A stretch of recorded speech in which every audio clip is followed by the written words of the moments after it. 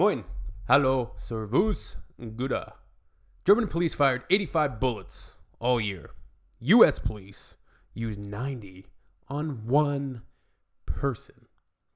I think a lot of this comes down to, and we've had a lot of commentary about it. I've seen a lot of comments about it, and it's just been kind of an obvious thing that this discrepancy, while it's largely due to cultural differences and the Second Amendment and the obsession with guns, a lot of it also comes down to training. German police have a comprehensive, extensive training regimen and amount of time. I think it's like 3 years to become a police officer. Whereas the US, there's certain departments and there's certain positions where it's literally weeks.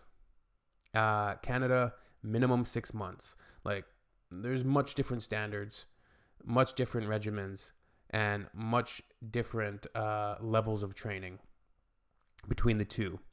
So this is a video from the David Pakman show. Let's have a little watch, and we'll see some exact statistics. It's always interesting to look at this stuff, especially for me. I used to work in policing and police dispatching, so anything with a weapon involved is incredibly just a situation that does not happen often, right? So, all right. Let's follow up on the story we did last week about German police firing only 85 bullets total in 2011, 49 of which were warning shots. 85 bullets total all year in 2011. And 49 were warning shots. Incredible. 85 bullets total in 2011, 49 of which were warning shots. 36 times officers fired at people. 6 were killed, 15 were injured. How does this compare to the United States? Well, we actually got some numbers here, and The Atlantic reported that just in 6 April, kills. This is April. This is just last month. 84 shots were fired in Harlem by police at one person. And another 90 were fired at an unarmed man in Los Angeles. So just there, we've got 174 shots fired only in 1 month. And that's only 2 incidents. So I think what we have here is a very different situation. Clearly, some of the emails we received said that this strictly has to do with the amount. It is true. Like, this stark contrast in statistics, just looking at it on paper, it's absolutely unbelievable. So you can look into it sociologically, statistically, culturally. You can look at it from 1 million different angles and still come up short on, a reasonable explanation for this discrepancy. Like, it's absolutely terrifying and inexplicable. Like, it's just like, how can these differences be so far apart, wider apart than the Grand Canyon? Like, it's night and day. It's crazy. Amount of crimes being committed. Clearly, that is not the case. There's something social at play here. In terms of situations that end up requiring police to use their guns, or in terms of police choosing to use their guns with a different barometer than in Germany? The latter.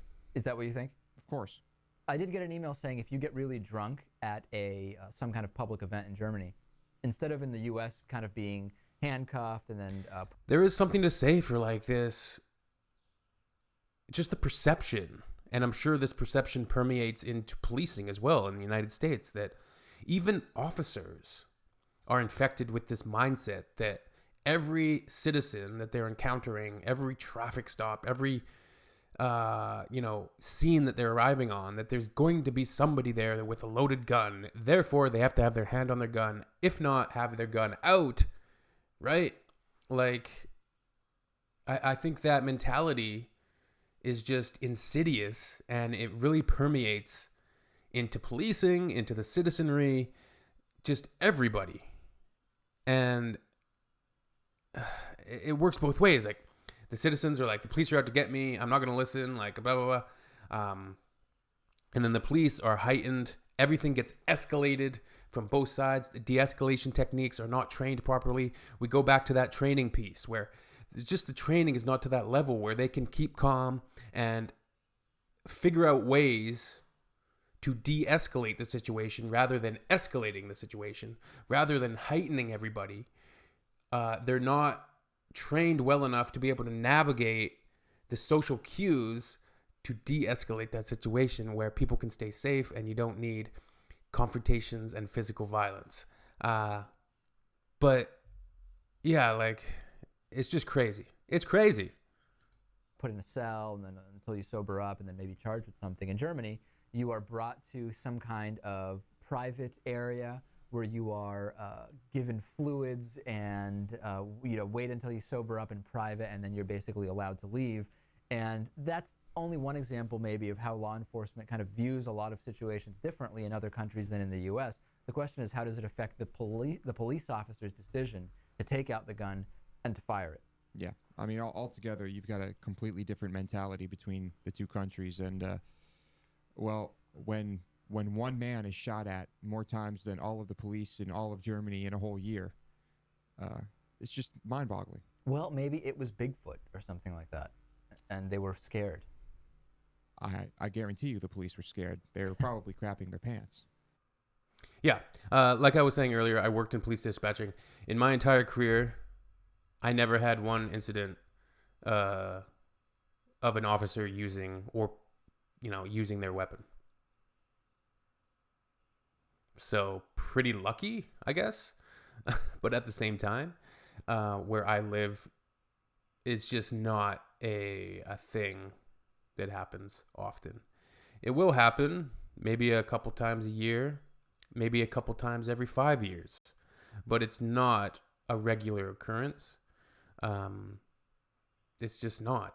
I feel like our officers in Canada, at least anecdotally from my experience, from working and as well as just my interactions with them in person, is one of politeness, reasonableness, and they're going to be reasonable with you if you're reasonable with them.